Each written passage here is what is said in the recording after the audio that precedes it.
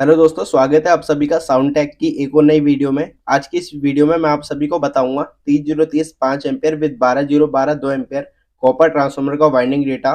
तो चलिए वीडियो को शुरू करते हैं। मैं यहाँ पे आपको बता देता हूँ, मैंने यहाँ पे कैलकुलेशन के लिए यूज करा 3 नंबर की कोर का। कोर के ऊपर इसके साइज लिखे हुए हैं, आप चाहें तो स्क्रीनशॉट ले सकते हैं। तो यहाँ पे मैंने एक डायग्राम बनाया ट्रांसफार्मर का, जिसमें सेकेंडरी में 3030 का लूप है और एक 12012 का लूप है। 3030 का लूप हमारा 5 एम्पियर का है, 12012 का लूप 2 एम्पियर का। और प्राइमरी में मैंने यूज करा है 230 वोल्ट एसी का। आप चाहे तो यहाँ पे 220 या 240 अपने अकॉर्डिंग पुट कर सकते हैं। तो फर्स्ट स्टेप हमारा होता है वीए कैलकुलेशन। वीए कैलकुलेशन के लिए हमें ट्रांसफार्मर की सेकेंडरी वोल्टेज को मल्टीप्लाई करना होता है उसके एम्पियर से। तो इसी तरह से 3030 की जो वोल्टेज थी उसको मैंने मल्टीप्लाई कर दिया उसके एम्पियर से, जो कि 5 थे। यहाँ पे आंसर मेरे पास आ गया 300। इसी तरह से 12012 2 एम्पियर को भी मल्टीप्लाई कर दिया और आंसर हमारे पास आ गया 48। अब टोटल जो हमारा निकल के आया 348, यानी कि हमारा जो ट्रांसफार्मर है वो 348 वीए का है। सेकेंड स्टेप होता है स्टैक कैलकुलेशन। स्टैक कैलकुलेशन के लिए हम फॉर्मूला लगाते हैं 1.152 अंडर रूट वीए। अब 1.152 सेम रहता है सारी कैलकुलेशन में, आप इसको इजीली कहीं भी यूज कर सकते हो। वीए की वैल्यू पुट कर लेते हैं 348। इसको सोल्व करने के बाद हमारे पास आंसर निकल के आया है 21.4092 सेंटीमीटर स्क्वायर। अभी जो 21.4902 सेंटीमीटर स्क्वायर निकल के आया है, हमें इसको कन्वर्ट करना पड़ेगा इंचेस में, क्योंकि हम आगे की कैलकुलेशन इंच में करेंगे। तो सेंटीमीटर स्क्वायर से जब हम इंच में कन्वर्ट करते हैं तो हमारे पास एक फॉर्मूला होता है सेंटीमीटर स्क्वायर डिवाइड बाय 6.452। तो यहाँ पे सेंटीमीटर स्क्वायर की मैंने वैल्यू पुट कर ली है 21.4902, उसको डिवाइड कर लिया 6.452 से। आंसर मेरे पास निकल के आया 3.34 इंचेस। अभी जो हमारे पास ये आंसर निकल के आया है, ये निकल के आई है हमारे पास बोबिन की एरिया। इससे हम बोबिन कैलकुलेट कर सकते हैं। बोबिन के लिए जो हमारा थर्ड स्टेप है, उसके लिए फॉर्मूला होता है bobbin area into length into width के, यानी कि बोबिन एरिया बराबर होता है बोबिन की लंबाई और चौड़ाई के। उसके अकॉर्डिंग हम यहाँ पे वैल्यू पुट कर लेते हैं। बोबिन एरिया की वैल्यू पुट कर ली 3.34 इक्वल बोबिन की लेंथ निकालनी, तो एल का एल लिख दिया हमने इंटू 1.25 इंचेस, जो कि विड्थ थी। विड्थ आपको बोबिन के इस जगह पे मिल जाएगी, सॉरी कोर के। आप जिस भी कोर का यूज करोगे आपको इसकी ये वाली स्ट्रैक जो है मैं लेंथ कैलकुलेट कर लेनी है, यानी कि इसको स्केल से नाप लेना है। अब इसको पुट कर लिया, इसको सोल्व कर दिया। सोल्व करने के बाद हम पे आंसर आ गया 2.672, यानी कि जो हमारी लेंथ है इसकी रिक्वायर्ड होगी, इतनी स्टैक की रिक्वायर्ड होगी हमारे पास ट्रांसफार्मर के लिए। तो इससे हमें बोबिन का आइडिया लग गया। तो हम इसके लिए बोबिन यूज कर सकते हैं 3 इंचेस इंटू 1.25 इंचेस की।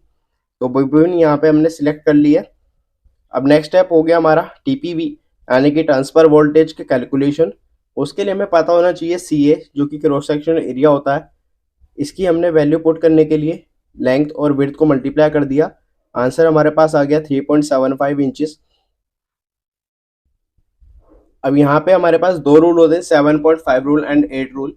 7.5 रूल का हम जब यूज करते हैं जब हमारी कोर न्यू होती है, और 8 रूल का हम जब यूज करते हैं जब हमारे पास कोर पुरानी होती है। न्यू ट्रांसफार्मर के लिए मैं 7.5 रूल का यूज करूंगा। तो यहाँ 7.5 रूल को अप्लाई कर दिया मैंने।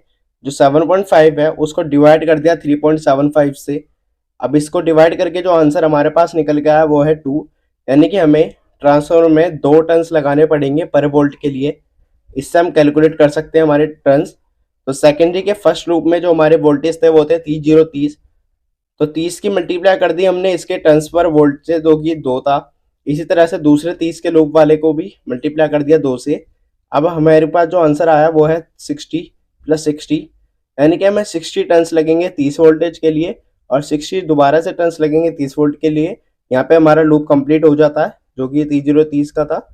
इसी तरह से सेकेंडरी का सेकेंड लूप भी हमने कैलकुलेट कर लिया 12012। इसी तरह से 12 को भी 12 से 2 से मल्टीप्लाई कर दिया, और यहाँ पे भी 12 को 2 से मल्टीप्लाई कर दिया। तो यहाँ पे हमारे पास आंसर आ गया 24 टर्न्स प्लस 24 टर्न्स, जो कि 12012 के लिए थे।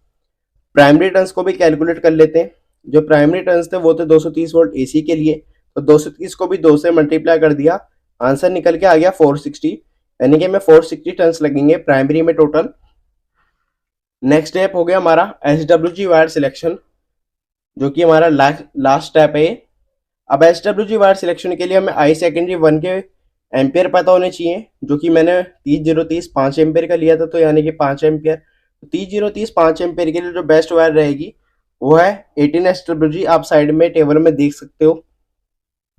इसी तरह से IS2 जो कि 12012 2 एम्पियर का था, उसके लिए बेस्ट वायर रहेगी 21 SWG।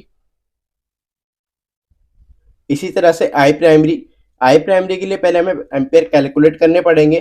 तो एम्पेयर कैलकुलेट करने के लिए हमारे पास एक फॉर्मूला होता है VA divide by VIN। VA की वैल्यू पुट कर दी 348 और VIN की वैल्यू पुट कर दी 230, जो कि मैंने प्राइमरी में 230 वोल्ट लिया था। आप यहाँ 220 से 240 जो लोगे वो पुट करोगे। तो इसको डिवाइड करने के बाद हमारे पास आंसर आ गया 1.52, यानी कि हमें 1.52 एम्पेयर की वायर की नीड होगी प्राइमरी के अंदर। तो 1.52 एम्पेयर के लिए जो बेस्ट वायर है वो 22 SWG है, आप टेबल में देख सकते हो। अगर आपको वीडियो पसंद आई हो तो वीडियो को लाइक करें, शेयर करें, चैनल को सब्सक्राइब करें।